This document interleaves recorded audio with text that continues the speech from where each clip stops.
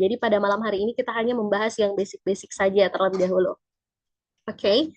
Nah, yang pertama teman-teman, kita harus ketahui terlebih dahulu apa sih sebenarnya penalaran verbal. Nah, teman-teman bisa lihat di dalam share screen ini, penalaran verbal itu adalah kemampuan seseorang dalam memahami, menganalisis dan menarik kesimpulan dari informasi yang disajikan dalam bentuk kata atau bahasa. Jadi teman-teman nanti mungkin akan berhadapan dengan satu soal ataupun beberapa soal ya nanti, dan teman-teman itu akan disuruh untuk memahami. Teman-teman akan dipaksa untuk menganalisis sebenarnya apa sih yang terkandung di dalam soal itu. Nah, itu yang namanya penalaran verbal. Nah, itu tadi teman-teman katakan ada yang namanya silogisme, terus ada yang namanya antonim, sinonim, dan lain sebagainya. Gitu. Nah, apa sih sebenarnya tujuan dari pembelajaran penalaran verbal ini? Nah, yang pertama itu mengukur kemampuan memahami bahasa secara logis. Jadi teman-teman ini apa ya, dituntut untuk memahami bahasa itu secara logis. Teman-teman dituntut untuk berpikir logis di dalam penalaran verbal ini. Itulah mengapa pentingnya adanya penalaran verbal di dalam tes UMPTKIN, tes UTBK-SNBT, dan tes-tes lainnya, teman-teman. Kemudian yang kedua itu melatih kecermatan dalam melihat hubungan antar kata. Jadi mungkin suatu saat nanti tuh teman-teman akan dihadapkan dengan soal yang teman-teman harus melihat bagaimana hubungan antar kata ini. Apakah kata yang satu ini saling berhubungan dengan kata yang lainnya atau tidak, dan kemudian teman-teman akan membuat kesimpulannya gitu. Kemudian yang ketiga itu untuk menguji kemampuan berpikir kritis melalui bahasa. Nah, teman-teman kan ketika ingin memasuki dunia perkuliahan ataupun dunia kerja, nah ini kan kalau penalaran verbal itu teman-teman bisa dapatkan di setiap tes apapun, baik itu teman-teman mau ikut tes UTBK SNBT ataupun terutama ini ya, ikut tes UMPTKIN, atau bahkan teman-teman kalau ingin ikut tes CPNS itu pasti ada penalaran verbalnya. Nah, ini mengapa hal itu diperlukan? Sesuai dengan tujuan pembelajaran yang ketiga, teman-teman, yaitu untuk menguji kemampuan berpikir kritis melalui bahasa. Jadi, teman-teman dituntut sebelum memasuki dunia perkuliahan atau sebelum memasuki dunia kerja, teman-teman itu sudah harus dituntut memiliki kemampuan dalam berpikir kritis melalui bahasa-bahasa yang teman-teman dapatkan, gitu. Kemudian yang keempat itu adalah memperkuat penguasaan kosakata, teman-teman. Jadi, di dalam penalaran verbal ini, teman-teman akan dihadapkan dalam beberapa kosakata baik itu kosakata lama yang teman-teman sudah ketahui ataupun kosakata baru. Jadi teman-teman ketika ingin sukses atau lolos di dalam penalaran verbal ini, teman-teman cukup untuk memperbanyak kosakata teman-teman. Teman-teman cukup untuk menguasai lebih banyak kosakata, karena jangan sampai suatu saat nanti ketika teman-teman melakukan tes itu muncul kosakata-kosakata baru dan teman-teman tidak tahu. Nah, mungkin nih ada yang ditanyakan mengenai kosakata ini apa antonimnya, tapi teman-teman tidak tahu sebenarnya kosakata ini apa. Jadi teman-teman susah untuk mencari antonim dari kosakata tersebut. Jadi kalau kunci dari penalaran verbal itu teman-teman cukup untuk memperbanyak kosakata, perbanyak berpikir logis, dan bagaimana teman-teman menganalisis sebuah bahasa di dalam kata-kata yang ada di dalam sebuah paragraf mungkin teman-teman ya. Oke. Nah, selanjutnya apakah share screen-nya ini berjalan teman-teman? Jalan, Kak. Jalan, Kak. Ya, kembali lagi ya teman-teman, ketika saya menjelaskan seperti ini dan mungkin saya menjelaskan terlalu cepat, teman-teman tidak mengerti atau ada yang teman-teman ingin katakan, tanyakan, boleh langsung untuk raise hand. Gitu. Oke, nah setelah teman-teman mengetahui mengenai apa sih itu penalaran verbal, kemudian apa sih tujuannya saya belajar penalaran verbal, kenapa penalaran verbal ini harus ada di setiap tes-tes yang harus saya ikuti. Nah, teman-teman, yang kedua kita akan mempelajari mengenai sinonim. Nah, sinonim ini merupakan bagian juga dari penalaran verbal, teman-teman. Sinonim ini merupakan penalaran verbal, submateri di penalaran verbal yang paling basic atau paling dasar yang harus teman-teman ketahui, dan saya yakin teman-teman sudah tidak asing dengan yang namanya sinonim. Nah, sinonim ini adalah kata yang memiliki makna sama atau hampir sama dengan kata lain. Jadi, ketika teman-teman disuruh untuk mencari apa sinonim dari kata ini, maka teman-teman harus cari makna kata yang sama, atau setidaknya kalau tidak ada makna kata yang sama, teman-teman cari makna kata yang hampir sama dengan kata yang diberikan. Nah, contohnya, ini contoh-contoh yang teman-teman selalu dapatkan di kehidupan sehari-hari teman-teman mungkin ya. Nah, misalnya yang pertama itu ada cantik. Nah, cantik ini sinonim dari kata cantik apa? Nah, teman-teman bisa cari sinonim tersebut dengan memperbanyak kosakata teman-teman. Teman-teman bisa tahu, oh, cantik ini bisa sama dengan menawan. Maknanya hampir sama atau sama gitu. Kemudian yang kedua ada misalnya cepat. Apa sih sinonim dari cepat? Nah, teman-teman bisa berpikir dari kosakata yang teman-teman sudah kuasai. Apa sih sebenarnya sinonim atau kata yang hampir sama dengan kata cepat ini? Nah, misalnya teman-teman dapat kata gesit gitu. Kemudian yang ketiga ada marah, itu kan dia memiliki makna yang hampir sama dengan murka. Kemudian pandai, dia juga memiliki makna yang hampir sama dengan cerdas, teman-teman. Nah, mungkin teman-teman akan bertanya bagaimana cara menjawab soal sinonim gitu. Bagaimana kita bisa mengetahui yang mana kata yang memiliki makna yang sama dengan kata yang diminta gitu sinonimnya. Nah, ini saya rangkum dalam 3 nomor ya. Nah, yang pertama itu pahami makna kontekstualnya. Jadi teman-teman harus tahu terlebih dahulu yang ditanyakan sinonimnya itu apa artinya. Misalnya ini tadi kita tahu kata cepat. Nah, ini teman-teman harus tahu terlebih dahulu apa makna kontekstual dari kata cepat ini gitu.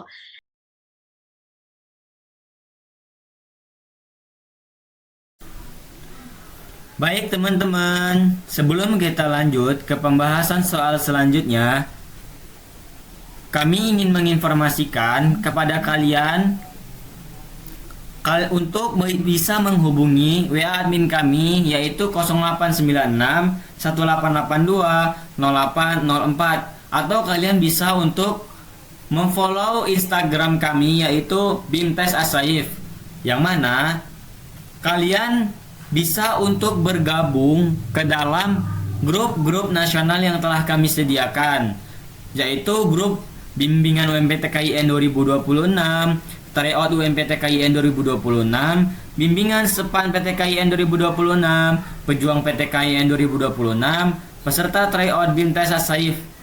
Tujuan daripada grup tersebut untuk menginformasikan kepada kalian info-info terbaru dan penting seputar jalur masuk perguruan tinggi. Selain itu, tujuan grup tersebut untuk sharing dan diskusi kepada teman-teman yang memiliki pertanyaan mengenai perguruan tinggi yang ada di Indonesia. Nah, jika kalian langsung chat WA admin kami akan memberikan soal serta pembahasan daripada video berikut ini. Mungkin itu saja teman-teman. Terima kasih. Ditunggu ya teman-teman.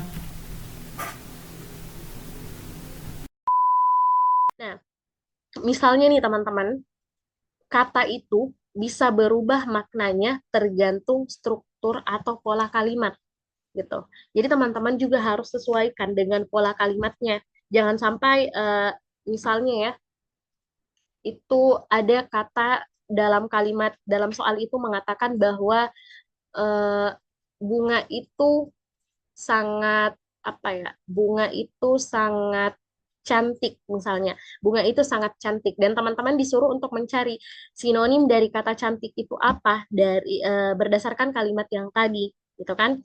Nah, kalau misalnya kita mengetahui ada pilihannya tuh, misalnya ada pilihannya menawan, kemudian yang kedua ada pilihannya indah dan sebagainya.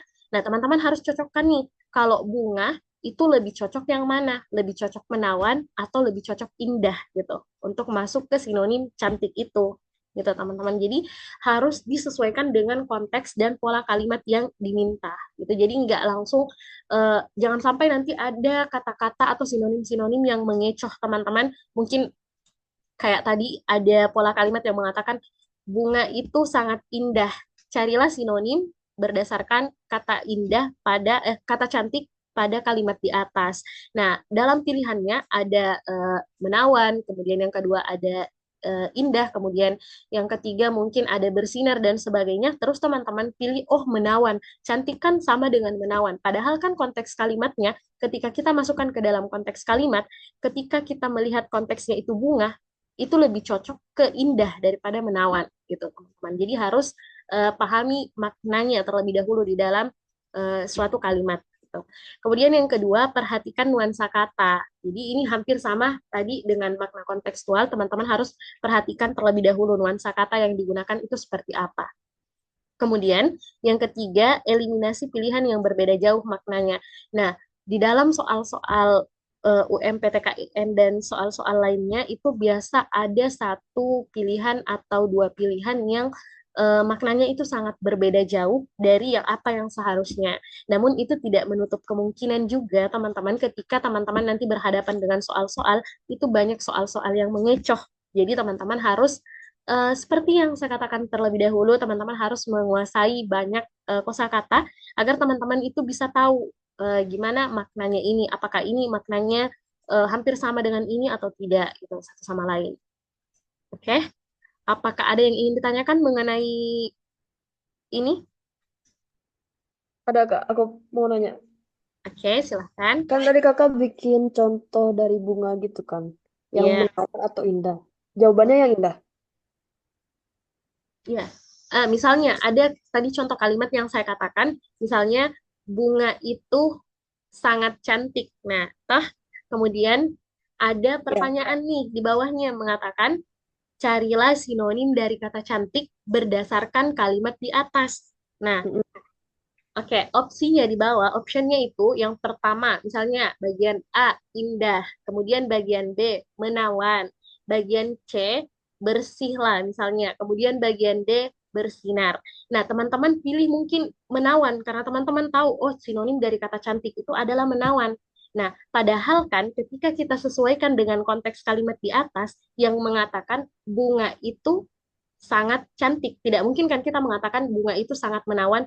Mungkin saja kita katakan bunga itu sangat menawan, tapi ketika ada opsi yang lebih pas, misalnya indah, nah maka yang lebih pas dengan cantik itu adalah indah. Jadi sinonim cantik dalam kalimat di atas kita masukkan indah gitu. Jadi teman-teman itu mungkin nanti akan berhadapan dengan soal-soal yang mengecoh seperti itu. Tuh. Intinya sesuai konteks kalimatnya juga gitu. Yang lebih Iya, pas yang mana. betul sekali. Ah, oke. Iya, makanya teman-teman harus perdalam analisis-analisis katanya teman-teman. Karena jangan sampai muncul soal-soal yang seperti tadi, soal-soal mengincar seperti itu, dan teman-teman pilih yang terbiasa teman-teman dengar tanpa menganalisis terlebih dahulu. Itu sih. Ya Kak, makasih. Iya, sama-sama. Oke, ada lagi yang ingin ditanyakan?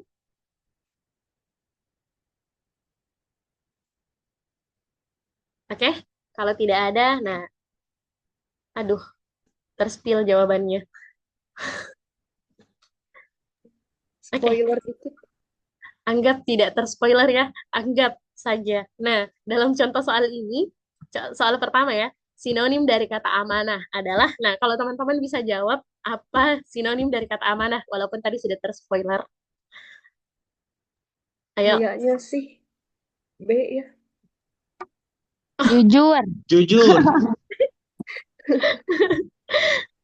oke oke, ada tadi yang jawab D.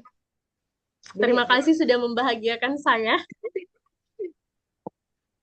Oke, jadi jawabannya tadi bagian D, D. teguh. Oke, Teguh jadi Kak. teman-teman, oke oke oke. Terima kasih, terima kasih. Oke, kita langsung bahas ya sekarang.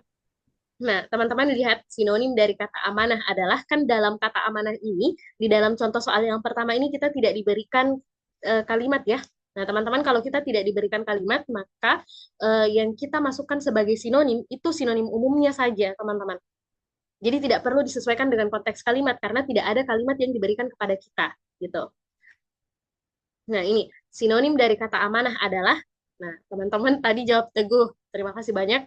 Tetapi jawaban aslinya itu adalah bagian B, yaitu jujur. Kenapa jujur? Teman-teman tahu sendiri. Arti dari kata amanah adalah jujur. Ketika kita bandingkan dengan ini, tadi kita lihat eliminasi pilihan yang berbeda jauh maknanya, gitu. Nah, ini kan teguh, teguh dengan amanah. Itu kan sangat tidak cocok maknanya. Ini sudah bisa kita eliminasi. Kemudian ketika teman-teman juga sudah tahu arti amanah itu adalah jujur atau dapat dipercaya, maka yang bagian A, bohong itu sudah bisa dieliminasi. Dan sisa jujur serta tegas. Nah, teman-teman tinggal pilih. Tapi di sini gampang sih soalnya. Arti kata amanah kan jujur. Jadi jawabannya B, jujur.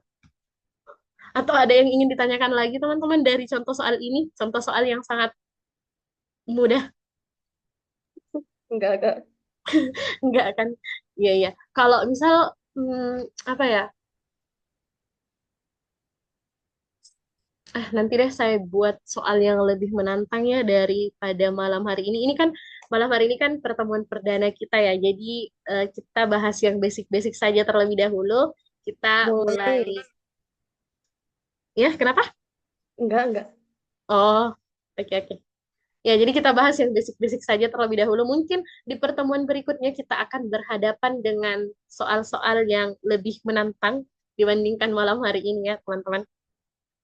Oke, pertanyaan yang kedua nih. Oke, tidak terspoiler, silahkan untuk dijawab. Sinonim dari kata lugas adalah,